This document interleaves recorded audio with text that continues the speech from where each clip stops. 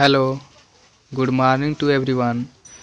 इस वीडियो में हम लोग पढ़ेंगे NCERT English class 6 chapter number 7 fair play. इस वीडियो में हम इस चैप्टर के केवल क्वेश्चन आंसर को पढ़ेंगे फ्रेंड्स। तो आइए हम अपने पहले क्वेश्चन की शुरुआत करते हैं। आज का हमारा पहला क्वेश्चन है, then the situation changed what is being referred to. यानी कि जब सिचुएशन बदल गया था तो सिचुएशन ये जो बदला है, इस सिचुएशन बदलने का क्या मीनिंग है, क्या मतलब है। तो इसका आंसर होगा friends, the situation being referred to is Jumman and his families change in behaviour towards his aunt. Jumman aunt had transferred her property to him on the understanding that he would look after her, but after a year they did not look after as they had promised। यानी कि जो situation था वह बदल गया था। इसका meaning ये हुआ कि जो जुम्मन थे और जो उसकी फैमिली थी, उन्होंने जो आंटी से व्यवहार करना था, जो आदर सत्कार करना था, उन्होंने अपना परिवर्तन कर लिया था।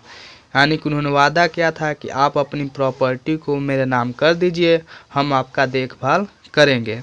और जैसे ही प्रॉपर्टी उनके नाम हो गई, उन्होंने 1 साल के बाद उनका आदर सत्कार करना, खाना पीना देना अच्छे से बंद कर दिया। ठीक है फ्रेंड्स, तो हम चलते हैं अपने दूसरे क्वेश्चन की तरफ। हमारा दूसरा क्वेश्चन है, when Jumman aunty realise that she was not welcome in his house what arrangement did she suggest. यानी कि जब जुम्मन की आंटी को रियलाइज हुआ कि उनका वेलकम नहीं हो रहा है, उनके घर में आदर सत्कार नहीं हो रहा है, तो उन्होंने क्या अरेंजमेंट करने के लिए जुम्मन से कहा। इसका आंसर होगा friends, when Jumman aunty realise that she was not welcome in his house she suggested that Jumman should give her a monthly allowance so that she could set up a separate kitchen। when Jumman aunty realized that, यानी कि जब जुम्मन की aunty को जब ये realise हुआ कि उनके घर में उनका वेलकम नहीं हो रहा है, तो जुम्मन से कहीं कि Jumman should give her A monthly allowance. यानी कि जुम्मन आपको हमको एक मंथली खर्च दीजिए हमको, जिससे मैं अपना एक सेपरेट किचन बना सकूं, अपना खुद का खाना पका सकूं। ठीक है फ्रेंड्स, तो चलते हैं हम अपने तीसरे क्वेश्चन की तरफ। हमारा तीसरा क्वेश्चन है, what was the villagers reaction when the aunt explained her case to them. यानी कि विलेजर का रिएक्शन क्या था जब आंटी ने अपना केस उनके सामने रखा। यानी कि जब आंटी जो थी जुम्मन की अपनी बात गांव वालों से कही, तो गांव वाले उसके प्रति क्या रिएक्शन दिखाए। ठीक है फ्रेंड्स, तो इसका आंसर ये होगा, when the aunt explained her case to the villagers some sympathised with her and other laughed at her and a few others advised her to make it up with her nephew and his wife. यानी कि जब aunty ने गांव वालों से अपनी बात बताई, तो कुछ तो उसको सिंपैथी दिए और कुछ जो है उन पे हंसना शुरू कर दिए, जबकि कुछ लोगों ने कहा कि आपको अपने भतीजे के साथ और उसकी पत्नी के साथ अच्छे से मिलजुल कर ही रहना चाहिए। ठीक है फ्रेंड्स, अब हम चलते हैं अपने चौथे क्वेश्चन की तरफ। हमारा चौथा क्वेश्चन है, Why was Jumman happy over Algu's nomination as head panch. यानी कि जो जुम्मन था बहुत ही खुश हो गया जब अलगू को हेड पंच बनाया गया। तो यानी कि जब जुम्मन ने देखा कि अलगू को हेड पंच बनाया गया, तो जुम्मन बहुत खुश हो गया। क्यों? तो इसका आंसर ये होगा friends, Jumman was happy over Algu's nomination as head punch because Algu was his best friend, so he would never go against him। यानी कि जुम्मन जो है जैसे ही सुना कि अलगू को हेड पंच के रूप में नॉमिनेशन किया जा रहा है, यानी कि जुम्मन को अलगू को हेड पंच बनाया जा रहा है, तो जुम्मन की खुशी का ठिकाना नहीं रहा, क्योंकि वह जानता था कि अलगू उसका बेस्ट फ्रेंड है, ठीक है, और वह कभी भी जुम्मन के खिलाफ नहीं जाएगा। यही सोचकर जुम्मन जो है बहुत ही खुश हो गया। ठीक है फ्रेंड्स, तो चलते हम अपने नेक्स्ट क्वेश्चन की तरफ। हमारा 5वां क्वेश्चन है, God lives in the heart of the punch. The aunt said, What did she mean? यानी कि जुम्मन की जो आंटी थी उन्होंने कहा कि जो गॉड होता है, भगवान होता है, वह पंच के दिलों में बसता है। इसका क्या मीनिंग था? ठीक है फ्रेंड, तो आइए इसके आंसर को हम लोग देखते हैं। She meant that a punch was always unbiased and would not kill his conscience for the sake of friendship. Everybody is equal before him. The justice delivered was the justice delivered by God. यानी कि इसका मतलब ये हुआ कि जैसे ही अलगू को पंच बनाया गया, तो उन्होंने कहा, यानी कि जुम्मन की आंटी ने कहा कि जो पंच होते हैं वह निष्पक्ष होते हैं और अपनी दोस्ती के लिए अपनी अंतरात्मा को, कॉन्शियंस को कभी मारते नहीं हैं। यानी कि जो पंच होते हैं वह सभी के लिए बराबर होते हैं। जो जस्टिस उनके द्वारा डिलीवर किया, यानी जो जस्टिस वे लोग देते हैं, जो न्याय वो लोग करते हैं, वह भगवान के द्वारा न्याय किया हुआ माना जाता है। यानी कि जो पंच होता है वह परमेश्वर होता है। ठीक है फ्रेंड्स, तो हम चलते हैं अपने नेक्स्ट क्वेश्चन की तरफ। हमारा 6वां क्वेश्चन है, what was Algu's verdict as head panch, how did Jumman take it? ठीक है, यानी कि जब अलगू का जो फैसला हुआ हेड पंच के रूप में, तो जुम्मन ने इसे कैसे लिया? ठीक है, तो इसका आंसर ये होगा, Algu's verdict as head panch was that Jumman had to pay his aunt a monthly allowance or else the property would go back to her. Juman felt betrayed and became अलगूज enemy. यानी कि जैसे ही अलगू ने फैसला सुनाया हेड पंच के रूप में कि जुम्मन को अपनी आंटी का या तो मंथली खर्च दीजिए जुम्मन आप, या फिर जो उनकी प्रॉपर्टी है उनको वापस कर दीजिए। जैसे ही जुम्मन ये सुना, तो जुम्मन को ये लगा कि अलगू ने उसे धोखा दे दिया और वह अलगू का शत्रु बन गया, यानी कि बिकम अलगूज एनमी, यानी कि अलगू का शत्रु बन गया। ठीक है फ्रेंड्स, तो चलते हम अपने नेक्स्ट क्वेश्चन की तरफ। हमारा 7वां क्वेश्चन है friends, Algu found himself in A tight spot, what was his problem? यानी कि जो अलगू था एक मुसीबत में फंस गया था। व्हाट वाज हिज प्रॉब्लम, यानी कि उसकी कौन सी मुसीबत थी? ठीक है फ्रेंड्स, तो ये देखते हैं हम इसके आंसर को। One of Algu's fine pair of bullock died and she sold that the other to Samjhu Sahu on the understanding that Sahu would pay the price of the bullock in a month's time. The bullock died within a month. Sahu refused to pay Algu. यानी कि जो अलगू का एक जोड़ी बैल था, उसमें से एक बैल जो था वह मर गया था और उन्होंने, यानी अलगू ने दूसरे बैल को समझू साहू को बेच दिया था, इस बेसिस पे कि साहू जो थे उस बैल का कीमत 1 महीने में उसको दे देंगे। लेकिन जो बुलक थे, यानी कि जो बैल थे, वह 1 महीने के अंदर ही मर गए। एंड साहू रिफ्यूज टू पे अलगू, यानी अब क्या कह रहा है, साहू जो है ये अलगू को पैसा देने से मना कर दिया। उन्होंने कहा कि जो आपने हमको बैल दिया था, वह बैल जो था वह बीमार था, इस वजह से मैं आपका पैसा नहीं दूंगा, आपने हमें धोखा दिया है। ठीक है फ्रेंड्स, तो अब चलते हैं हम अपने नेक्स्ट क्वेश्चन की तरफ। हमारा 8वां क्वेश्चन है,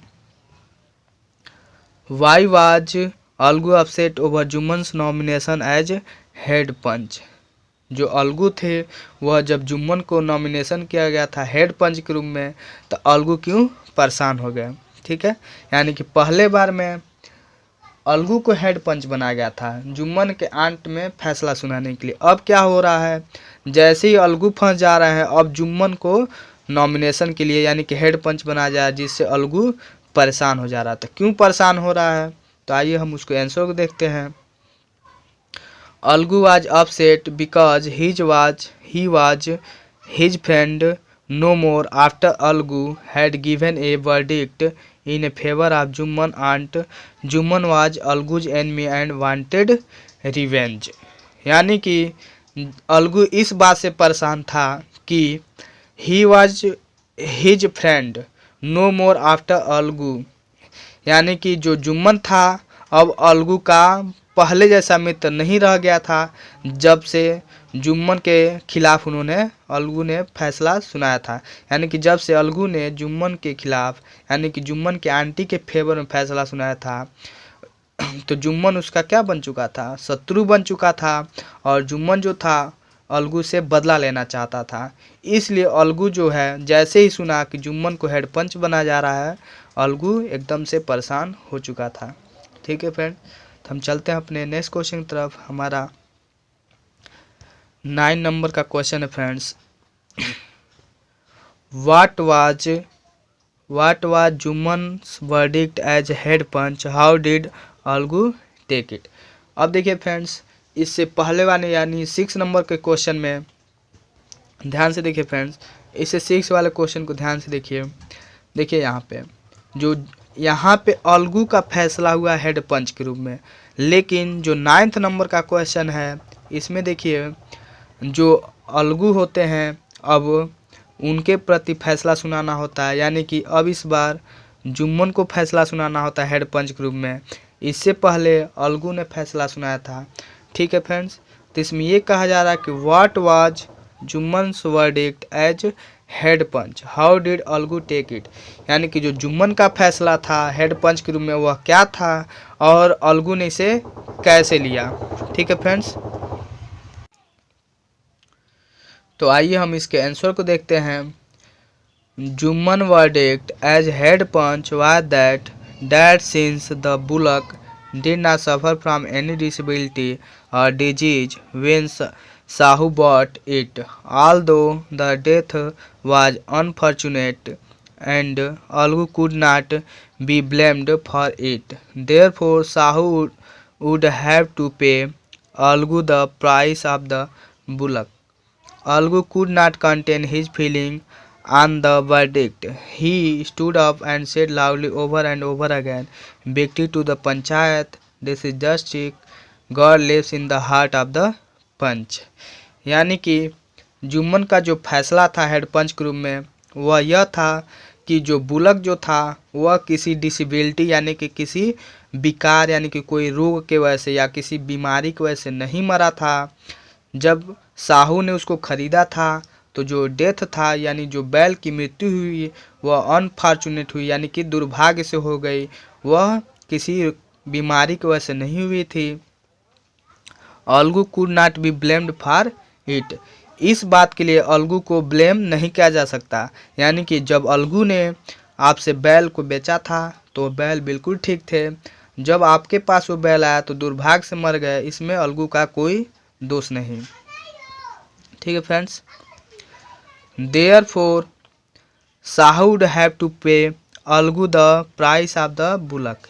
यानी इसलिए अब साहू को जो अलगू यानी कि जो अलगू ने बुल्क को बेचा था साहू को, यानी साहू को अब उसको पैसा देना ही पड़ेगा अलगू को। Algu could not contain his feeling on the verdict। और जैसे ही यह फैसला जुम्मन ने सुनाया तो जो अलगू था वह अपने फीलिंग को रोक नहीं सका।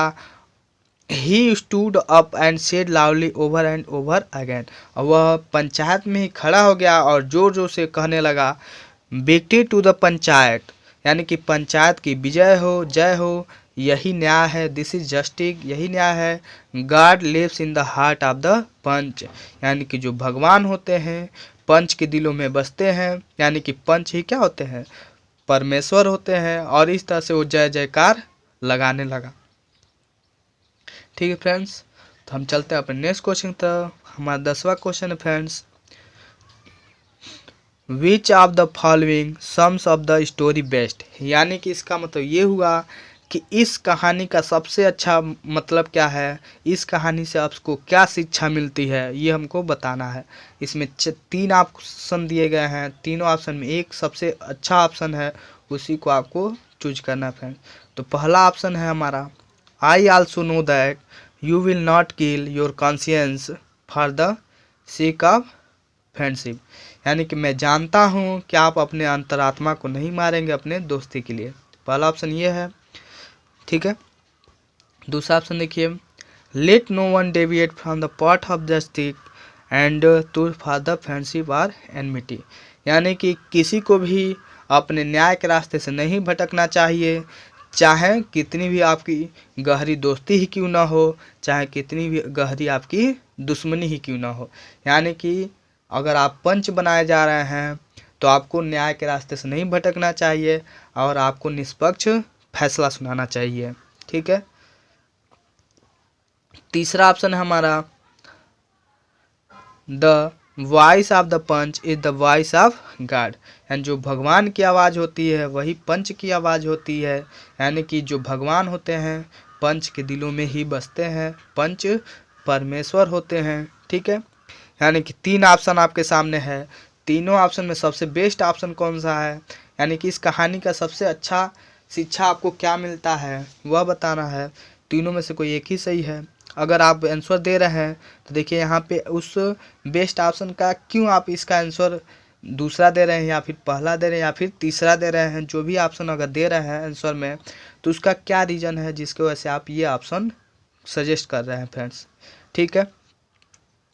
तो देखिए इसका आंसर दूसरा होगा सबसे बेस्ट ऑप्शन। क्यों?